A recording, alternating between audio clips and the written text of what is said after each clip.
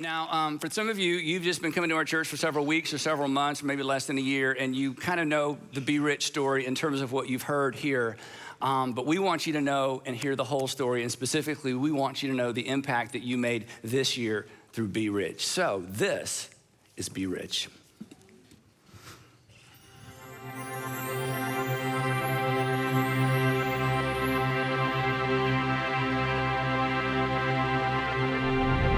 It started in 2007 with 3 churches and one simple goal. We would partner with incredible nonprofit organizations who were already making a difference and multiply their efforts. That year, we raised just over $400,000 and served over 2,800 hours, all benefiting our nonprofit partners. But more importantly, we unleashed a wave of generosity we believed was worth repeating. As years passed, our network of churches grew, and as it did, that wave spread its reach across the globe. Hundreds of thousands of people were inspired to be generous in response to God's extravagant generosity towards them. As a result, our partners were able to make an even bigger impact than they ever imagined. This year, 77,000 people across 76 churches, 20 states, and 5 countries have come together to make a difference. Now here's a glimpse of the impact you've had on our nonprofit partners and those they serve as we celebrate the wave of generosity that began 14 years ago and continues today. Let's start with Gwinnett County. The North Gwinnett Co-op works to bridge critical gaps for families in need while setting them on the path to self-sufficiency. I am so excited to be here, Mary, to give you a gift on behalf of everyone who gave to Be Rich. So here it is. Thank you. Yeah. Oh, wow. Oh, wow. Oh, wow. Oh, my goodness. Can we hug? Oh, absolutely. Please, come on. So the North Gwinnett Co-op is actually celebrating 30 years this year. We service the families that live in Swanee, Sugar Hill, and Beaufort. Specifically with our food pantry, we help with non-perishable. We have a thrift store. And we partner with you to help with special events such as backpacks. We'll have Thanksgiving meal boxes. We'll also have holiday gifts, Christmas gifts, and a toy shop. We also help families in a time of crisis. We believe that we want to give a hand up versus a handout. COVID threw us, and I remember the statistics. In 3 months, we had given out as much food as we had done all the last year. Thankfully, we had expanded the food pantry, so we were able to serve others. It was busy, but up front, we would see families that never knew they needed our service, but they came, and we were more than happy to help them. The money from Be Rich is going to bless a lot of families, specifically back here in the pantry where there's certain items that we truly need, or with the newly expanded thrift store operations. So we are extremely grateful for your generosity. Be Rich volunteers are wonderful. Every time they come in, they don't even have to wear the shirt because what they wear on their heart, I recognize that they're truly here to serve, have a little fun, and make it joyful. And we love the season when Be Rich volunteers come in. We couldn't exist or be as productive or be as helpful to our families without your partnership, sincerely. Be Rich partners with organizations across the globe. So let's hear from the Hope Center about the difference they're making in Costa Rica. 10 years ago, my husband Julio and I moved from Atlanta, Georgia with our small family to San Jose, Costa Rica. We came here to start a church, and we came here to start a Hope Center. A Hope Center is a place that helps to serve children living in extreme poverty. It gives children that don't have many opportunities to grow a place that is joyful, it's full of beauty, and it's also full of hope. So every day, we serve over 500 children, giving them empowerment through academics, but also we get to talk to them about the love their Heavenly Father has for them. Thanks to your generosity, we get to build a second Hope Center right here. And that is a really big deal because that means we get to serve more than 1,000 children. It's going to impact their whole family with empowerment and hope. So from the bottom of our hearts, we want to say thank you so much for your generosity. Thank you for being rich in good deeds.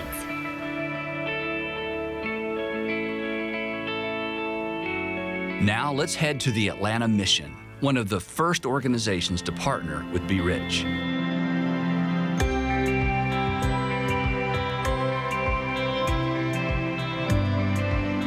The Atlanta Mission started in 1938, so we're 83 years old. Our mission statement is to transform through Christ the lives of those facing homelessness. We do that across 4 campuses in the city of Atlanta and outside of Atlanta. And our whole heart is to see men, women, and children who are facing homelessness have their life transformed. So the big thing Be Rich is going to help us with this year is really around our food costs and some of our equipment even in our kitchens that need to be repaired because we've overtaxed systems trying to serve in this very difficult time. Be Rich has really stepped up to help us not make that a negative for us this year, but to allow us to stay whole in regards to being able to continue to serve in a way that Christ would want us to serve. You know, the Be Rich volunteers are one of my favorites for a couple reasons. I love to hear their stories. I love to hear their experiences, and I love to see their enthusiasms when they show up. You know, one of the unique things of those we get the privilege to serve is that so much of their life, people have promised them they would show up, and they don't. And so they are overwhelmed when someone who doesn't have to show up shows up. And so when a volunteer comes to serve who they know doesn't have to, it adds an incredible value to them that they think they really do matter to God because someone who loves God comes and shows them, you know what, you do matter. One of the greatest privileges of the Atlanta Mission is that we've been able to partner with Be Rich since you started. And truthfully, it's made an enormous difference in our ministry in so many ways. It's hard for me to say what you guys do is little because whatever you give matters. But let me just say, maybe you think it's a little. It's a lot. It's a lot to a person that we serve who has nothing. Thanks for being generous with whatever God laid on your heart to give.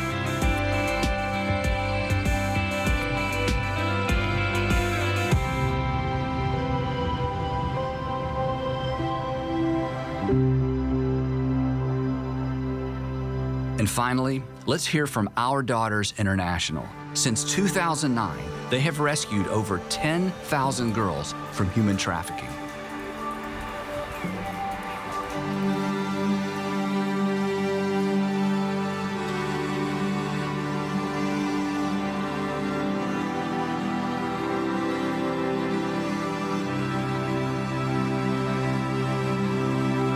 Ramesh, I am super excited on behalf of Be Rich to present you this check.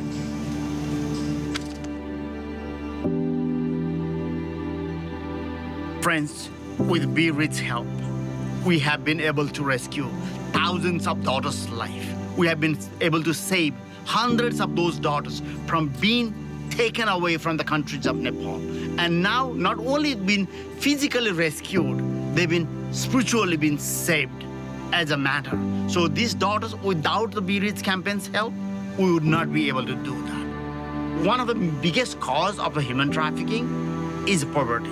And when this poverty is happening, people are, even the traffickers are more desperate to take more girls and make money from there. The COVID-19 made the traffickers more bold and to traffic the girls because they were more desperate, making more money during this difficult time. So Be Rich campaign is not only allow us to stand in the border and rescue the girls, but even more further than we rescue and then we train them to become a leader. So they would become a leader to go back into the society, to make others safe in the society. Thank you, Be Rich. Thank you so much for your generosity. This is gonna help us to rescue and counsel 6,000 girls from out of human trafficking. I feel a victory. I feel a victory, I feel a joy. I feel I'm not alone in this fight. I have a team like you, friends. Without this, it's impossible for us to do what we are doing.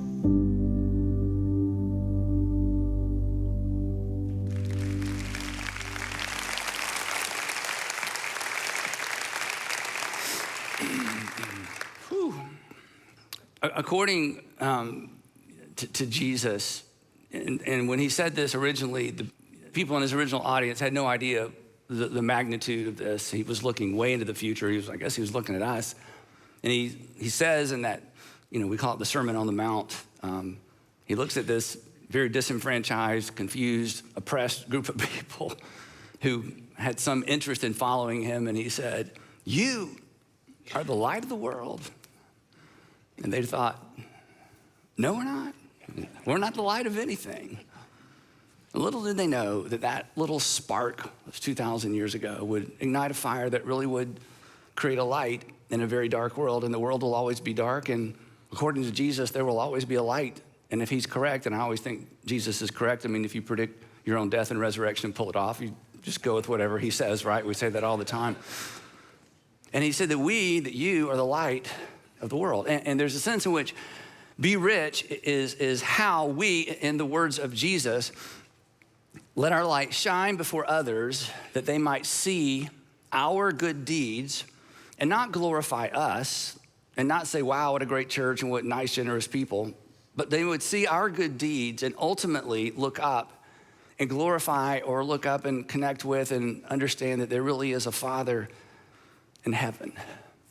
And honestly, and you can imagine if you could just put yourself in my place in just this one little slot of my life, asking you and asking people all over the world really now to give, to be rich is really an easy ask. And Sandra would tell you, on the Saturday night before Be Rich, especially the past 8, 9, 10 years, I'll sit at my kitchen counter with my little notes, my little screens, trying to memorize all this stuff. And I think to myself, it's perhaps the most humbling moment of the year when I think, God, thank you that tomorrow I get to stand up in front of amazing people and I get to say the words, give $39.95, and everybody laughs and giggles, and the new people are like, what? Is this an infomercial? What are they doing, And I just say, give $39.95. And then several weeks later, millions, as you're gonna see in a few minutes, of dollars come rolling in from you to do this fabulous work all over the world. It's an easy ask because the money goes directly to organizations that are serving the underserved. And honestly, that version of generosity, there's a need, meet it. There's a need, meet it. Here's a need, give some money to it. That's not an exclusively Christian way to give. That it's kind of an American way to give. But what maybe you don't know is that it was influenced by a Christian ethic of generosity. Because in ancient times, the kind of generosity where, hey, there's a need, give some money to meet it, that was actually considered foolish. It was considered irrational. There are ancient writers who said that kind of giving is actually unvirtuous, because why in the world would you do something for somebody else who can't do anything for you? I mean, why would you give your hard-earned money, or why would you give your time or your resources to somebody who can't do anything for you? If they can't return the favor, why would you do them a favor to begin with? This was the assumption of the ancient world. It is still the assumption in many parts of our world. I have friends, one in particular, I was gonna tell this whole story, but it's a little bit too long, who, because of business in a somewhat third world country, his heart was broken over the poverty in that country. He began an organization in the country. He's an American, but he began an organization in this country. And because of his business, he knows very wealthy people in that country. And he would say, Andy, I can't get them to be generous to this organization in their own backyard, taking care of kids in their own backyard. He said, I don't get it. He said, when I try to get them to give, and they have plenty of money. Some of these men are just family generational money. They're vastly wealthy. He says, their response is, hey, I pulled myself up, out of poverty myself. They can pull themselves up as well. He says, I just don't get it. And I said, because we think giving to meet a need is human nature. It is not human nature. Human nature is, I'll do something for you if I think you can do something for me. And then along came Jesus and introduced a different way of thinking. And consequently, where Christianity flourishes, and I know some of you are kind of anti-Christian, or you're watching, it's like somebody's making you watch, or they're buying you lunch, and the whole Christian thing wigs you out. I get it, but here's what's undeniable. Where Christianity flourishes, people flourish. Because generosity and compassion in the Christian faith are considered virtues. And it stems from the most famous verse in all of the Bible, John 3:16. I'll let you fill in the blank. For God so loved the world that he what? He gave. And the reason this kind of generosity was launched in the world, it emanated from the gospel. For God so loved that he didn't give to people who could give back.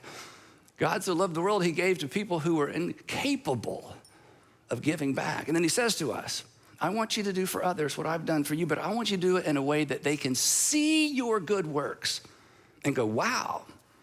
And then you be quick to point them toward your Father in heaven. But giving spontaneously to help immediately, which is what Be Rich is, and we're always gonna do that, and we love doing this. I call that giving 1.0. That's giving when asked to meet an immediate need. And all over our society, there are opportunities to give immediately, to meet, to give spontaneously to meet an immediate need. And that kind of giving should always be part of our culture. It is good for our culture. But what makes Be Rich possible is those of you, the thousands of you, who are what I call the 2.0 givers. You don't wait to be asked. You're planned, percentage, priority givers. You've already decided ahead of time that you're gonna give. And you choose a percentage off the top and you just give it before you even have an opportunity to save it or spend it. And it's a priority for you. You give it first. You've decided ahead of time. You don't wait to be asked. You give first, then hopefully you save second, and then you live on the rest. And for years and years and years, I've taught this, and I certainly didn't make up the concept. I just kind of made up the way we talk about it. That you give, you save, and you live. You give, you save, and you live. And those of you who have embraced that as a lifestyle, you're the reason that Be Rich is possible. You're doing, whether you think about it in these terms or not, you're doing for the next generation what a previous generation did for you. You're ensuring that the local church is in a position to be the light of the world. And I am so extraordinarily grateful. I'm grateful for every $39.95 gift, but I'm so grateful for those of you who have given all year long and have given for years so that we could do what we do in this season, especially in light of what's happened the last 19 months. You know, about 19 months ago, our pastors all got together from all of our churches and we said, look, we are not gonna talk about money. Let's just do ministry. We're gonna trust God. The givers are gonna give. The people who aren't gonna give, we're not even gonna remind them. Let's just do this. And if we run out of money, we'll get up and say, hey, we are out of money. But let's not talk about money. I mean, remember at the beginning of COVID, there was so much insecurity. The economy just tanked and 401ks tanked and people were losing jobs. I'm like, the last thing we're gonna do is get up and say, the church needs your money. I said, so don't mention it. Let's just do ministry and trust God. And then when there are needs in the community, let's collect backpacks, let's collect bicycles, let's raise money for emergencies all over the world. Let's keep being a very outward focused giving organization. But let's just chill when it comes to talking to people in our churches about money. Now, if you've been coming for a while, you're like, chill, Andy. I've been coming here for years. You almost never mention it. I know we quit taking up an offering years ago. So it's not like we've overloaded you talking about money. But the good news is in those 19 months, I mean, you don't live in the world I live in. I know you love our church and love your church, but I'm telling you, to see what happened in our churches financially over 19 months when we weren't even meeting, much less having an opportunity to say, give to the church, because we didn't do that. You were amazing. You were amazing. But that was the 2.0 givers. It's the ones that's like, I'm gonna give a percentage, I'm gonna give it first, and I'm gonna live on the rest, and I'm gonna make sure the church is ready for the next generation, that it's the light of the world. I don't even have words to tell you how not just grateful I am, but how proud I am of us as a group of local churches who understand that kind of generosity. Because you understand that planned giving ahead of time and planning ahead of time is what makes spontaneous giving possible. Or to put it another way, and this is kind of weird, okay, if this is weird, you can say, I didn't get that part. Kind of a trick question, do you know how long it took us to raise several $1 million in 4 weeks? Do you know how, I know, it's like, what? Yeah, do you know how long it took us to be able to raise several $1 million in 4 weeks? It took us 26 years. It took 26 years because of folks like you who gave to build parking lots. I mean, that's just not really cool, right? Or to build buildings, or to, to buy land, or to create children's environment. That's a little bit cooler because there's a return, for that because you got children. To buy AV equipment, to buy microphones. And you have what every single follower of Jesus has. And again, you don't think of it in these terms. You have a plan for how you plan to support your local church financially. Every single Jesus follower has a plan for how they plan to support their local church financially. Not every Christian and not every believer, but every follower. And so for those of you who are in that category, I just want to say thank you. It's what allows me to sit at my counter in my kitchen on Saturday night and know that no matter how much money we raise and no matter how much money we give away, I don't have to worry about the blocking and tackling because there's a group of you that understand that the church is the light of the world and you have funded your local church, whatever local church you attend, and you've done that consistently. You're the reason that we're able to do what we do week in and week out in our churches, all over our communities, all over our city, and all over the world. And then, after all the daily stuff, turn around and give several $1 million away. But here's where I feel, and I'm not asking for sympathy. Every few years I say this to you, so this may be the first time you've heard it, but this is where I feel a bit of a failure as a pastor. And again, don't say, Andy, we love you. I'm not asking for anything, okay? This is really on me because I'm the leader and I'm responsible. And this is baffling to me. Only about 27% of the people, and this isn't new, and this is kind of almost on a national average, only about 27% of the people who would say North Point Community Church is my church, or Buckhead Church is my church, or East Cobb Church is my church, whatever campus you attend, or whatever church you attend in whatever city you live in, only about 27% of the people who would call their church home have a plan for how they plan to support that local church financially. And this is baffling to me. And I don't think it's because the other, about 75% of you are greedy. I don't think you're greedy. I just think you don't have a plan. I don't think you are ungrateful. I just think you just never came up with a plan. So, make a plan, okay? Because look, I don't want you to be the average American that gives the average American way. The average American way of giving is, is spontaneous. Oh, there's need and somebody pulls on my heartstrings and, going to write a check. You should give that way, but you should give better than that. And here's why. And it comes naturally for all of us to be kind of spontaneous in our giving, because Americans in general, we prefer, and this is foolish and embarrassing, but this is all of us. We prefer just in general intervention over prevention. Now let me explain the difference between these two words, okay? Intervention is in the middle of vention. So you know what a vention is, right? No, I don't either, okay? Intervention is it's in the middle of vention, but prevention is before a vention. Okay, that didn't help. Okay, let me maybe an illustration, all right? So here's the illustration. You ignore your health, right? You ignore your health, and then suddenly something happens, and you rush to the doctor to intervene. And he says, you could have prevented this. And you're like, yeah, but I'm an American. We don't prevent things, we intervene in things. We wait for there to be an emergency so we can, that's why we have emergency rooms. It's like, sometimes it's an emergency unexpected. Sometimes it's, you could have prevented this. I know, but I'm an American. I don't prevent things, I intervention things. That's just how we live, right? Or you ignore the fundamentals in your marriage, and then there's a marriage problem, and then you run to a counselor, which counselors are, they probably don't like this part of the sermon. That's how they make a living, okay? I'm all for counseling, believe me. We all for counseling. But that's what we do. We ignore the fundamentals. We don't do prevention. Then there's intervention, and then we go home and go, from now on I'm going to eat right, and I'm going to exercise, and my wife and I are going to have a date every week, and my husband and I are going to have, couch time and conversate. Or you're undisciplined with your finances. And then what happens? You have to have an intervention because there was no prevention. And when you hear it that way, and again, you have your own story, it's kind of silly. It's kind of foolish.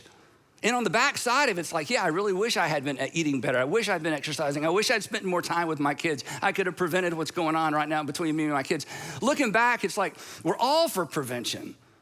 But if there's no problem to solve, and if there's no tension, there's no motivation to be intentional. That's just the way we live. And the same is true for the way that most Americans give. We enjoy giving to solve a problem that we can see, rather than prevent a problem we can't see.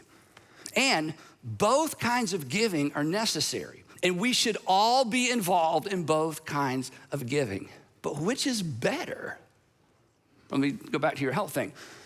Would you rather be cured of a disease or just avoid it altogether? I would rather prevent than intervent, right? Intervention giving is emotional, and the results are measurable. It's like, these kids have a need, this family has a need, this part of the community has a need, we're gonna give, and we're gonna, look what we did. Now there are fewer kids that are dropping out of school. Now there are fewer, single parent homes. Now we can measure it.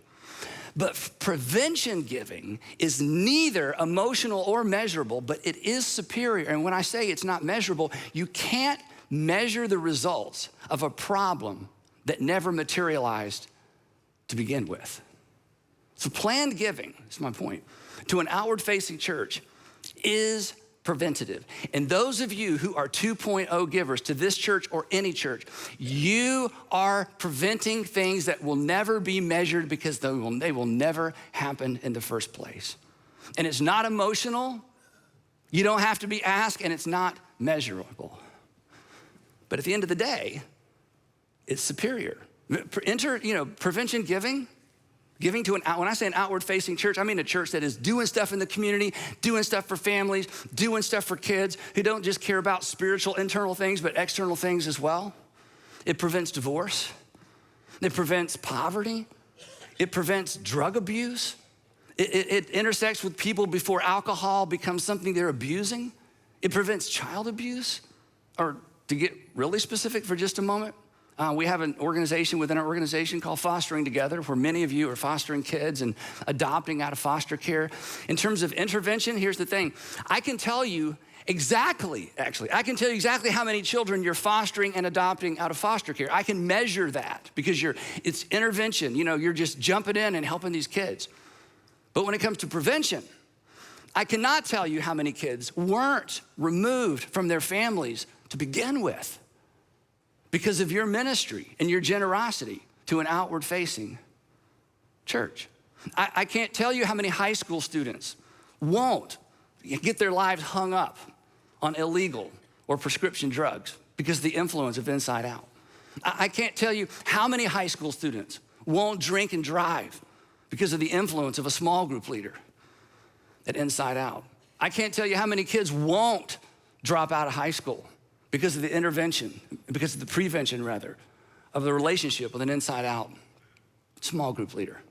I can't tell you how much pain and how much dysfunction and how much heartbreak you have prevented through your generosity to the local church. You can't measure it, but I'm telling you, it's real. Prevention is better than intervention. And giving to an outward-facing, involved local church is some of the, if not the, is some of the best prevention giving you will ever do in your life.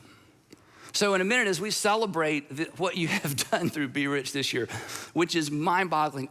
Actually, when I got the video that we're gonna see in just a minute last night, I thought they sent me the wrong one. I did. I was about to call somebody and say, wait, I don't think these numbers are correct.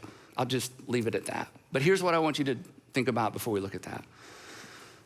I want the rest of you to join the 27% club. Now, it's not really a club. Maybe we should start a club, okay? I want the rest of you to become 2.0 givers because I want you to give better than the average American because you are better than the average American. I want you to give better. I want you to give better, not more, better. Or I want you to give more better, okay? That's really what I want you to do because you're better and and you're not greedy. You just haven't come up with a plan. You just haven't thought it through the way I've just described it. So I want you to pick a percentage. And again, I'm not gonna ask you to do something that I'm not willing to do. And honestly, and I've told you this before, this is so easy for me and Sandra because we were raised in a families where you just tithe. You just gave 10% to the church. You never saw it. I mean, first dollar, there's a dime, first 10, there's one, and then it was 100, then it was thousands, then it became tens of thousands of dollars. But it's just easy for us. It's just the way we've lived. And as we have prospered, our percentage has gone up. So it's easy for me to sit up here and say this to you. But I realize for some of you, you've never done that. And the whole idea of picking a percentage and deciding I'm gonna give it first before I look at my budget and everything else, it's terrifying. But you know what else it is? It is the most physical, tangible way to do what Jesus has invited you to do as a follower. Is to seek first the kingdom of God and the work of God in the world and the community. And so I just want to challenge you. You don't have to do 10%. I mean, you can't start like that. I mean, some of you could, but just pick a percentage and decide I'm going to give it first. And I'm going to increase it as I prosper. And and basically, I'm just asking you to kind of take the training wheels off your giving because I know you give because you're not greedy. And be a 2.0 giver. And I don't think you're opposed to this. I don't think you're against this. You just haven't done it. So do it. If this is your church, the easiest way to do it, and for those of you who don't attend here and your pastor's in the room with you, just hang on, I'll get to you in a second because he or she's about to have a heart attack, okay? You just need to download our app. It's so simple. Sandra and I have been giving through the app since we came up with the apps years ago. And down here, it says give, there it is. And you just set up recurring giving. And for those of you who are joining us from different churches, your church has an app. And you need to download the app and you need to be a recurring giver to your church. And let me just say this.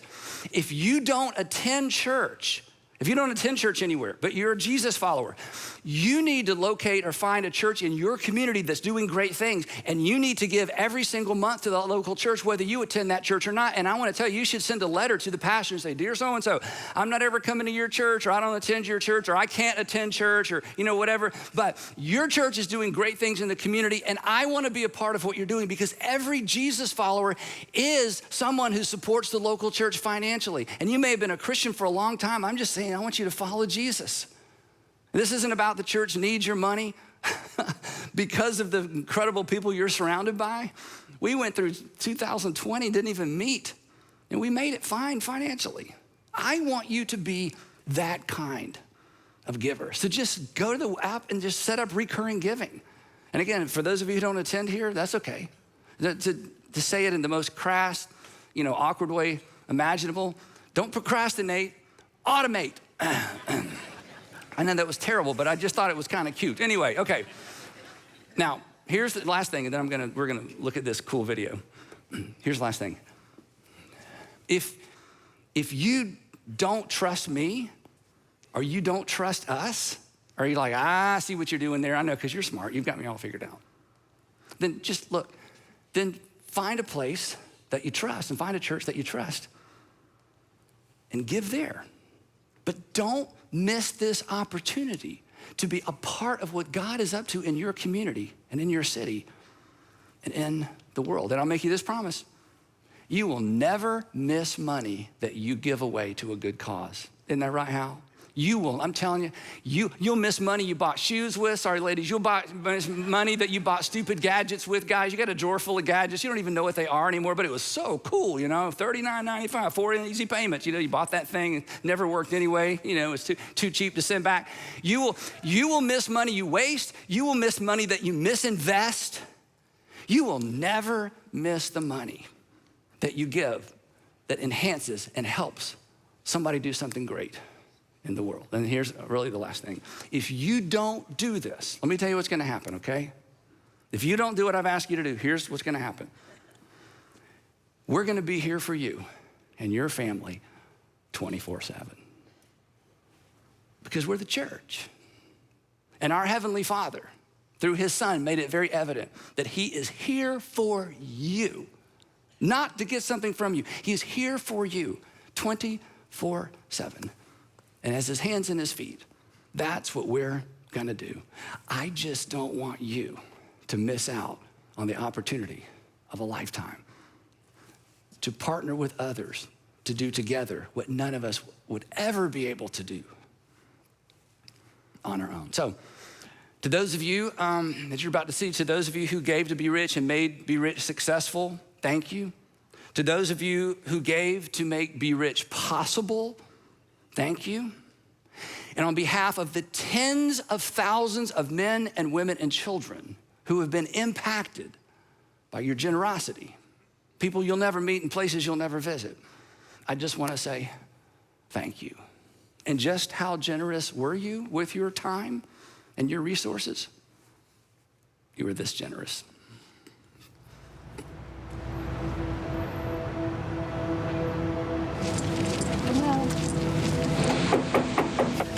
Hello. Hi. Come on in. Hey guys.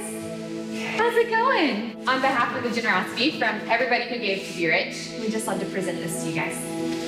Oh my gosh.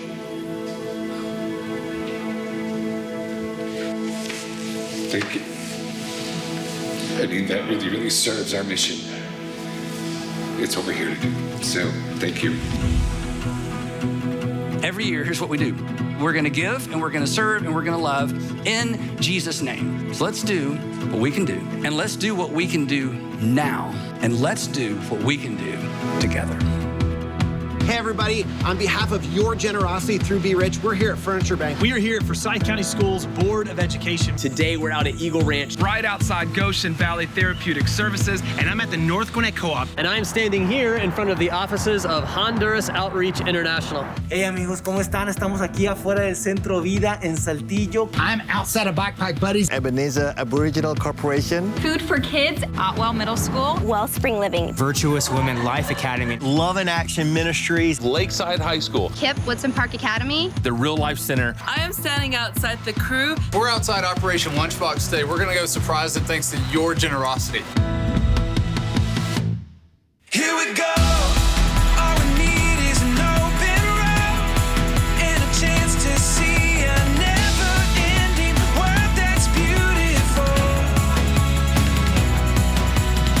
Well, on behalf of Be Rich, we're here at Furniture Bank, and we're here to present you with a check to help you go further, faster, be more effective in what you do. This is our favorite day of the year.